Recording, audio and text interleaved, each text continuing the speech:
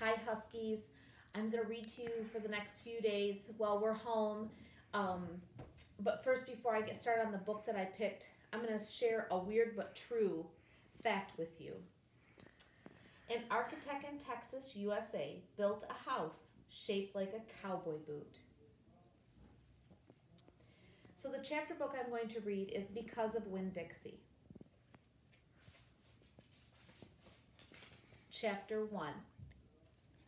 My name is India Opal Balani, and last summer my daddy, the preacher, sent me to the store for a box of macaroni and cheese, some white rice, and 2 tomatoes, and I came back with a dog. This is what happened. I walked into the produce section of the Winn-Dixie grocery store to pick out my 2 tomatoes, and I almost bumped right into the store manager. He was standing there, all red-faced, screaming and waving his arms around. Who let that dog in here? He kept shouting. Who let that dirty dog in here? At first, I didn't see a dog. There were just a lot of vegetables rolling around on the floor, tomatoes, onions, and green peppers.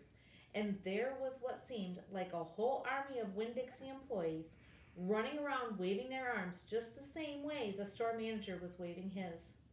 And then the dog came running around the corner. He was a big dog and ugly. He looked like he was having a really good time. His tongue was hanging out and he was wagging his tail. He skidded to a stop and smiled right at me. I had never before in my life seen a dog smile, but that is what he did. He pulled back his lips and showed me all his teeth. Then he wagged his tail so hard that he knocked some oranges off of the display, and they went rolling everywhere, mixing in with the tomatoes and onions and green peppers. The manager screamed, "Somebody grab that dog!" The dog went running over to the manager, wagging his tail and smiling. He stood up on his hind legs. You could tell that all he wanted to do was get to face with the manager and thank him for a good time he was having in the produce department. But somehow he ended up knocking the manager over. And the manager must have been having a bad day, because lying there on the floor, right in front of everybody, he started to cry. The dog leaned over him, real concerned, and licked his face. "Please," said the manager, "somebody call the pound." "Wait a minute," I hollered. "That's my dog. Don't call the pound." And all the Winn-Dixie employees turned around and looked at me, and I knew I had done something big, and maybe stupid too, but I couldn't help it. I couldn't let that dog go to the pound. "Hey, boy," I said.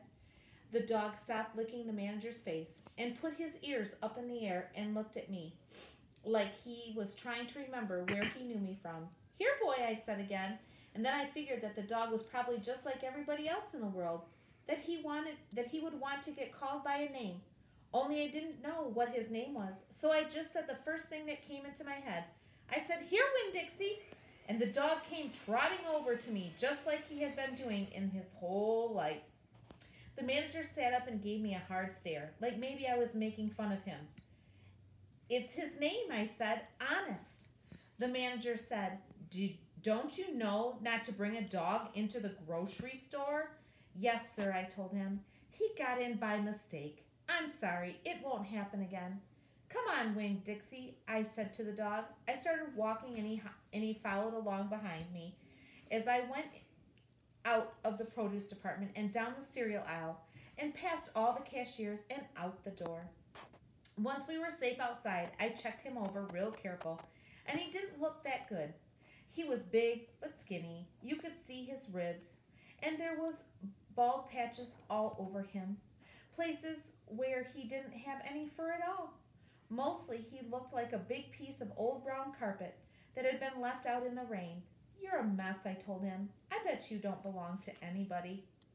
He smiled at me. He did that thing again where he pulled back his lips and showed me his teeth. He smiled so big it made him sneeze. It was like he was saying, "I know, I'm a mess. Isn't it funny?"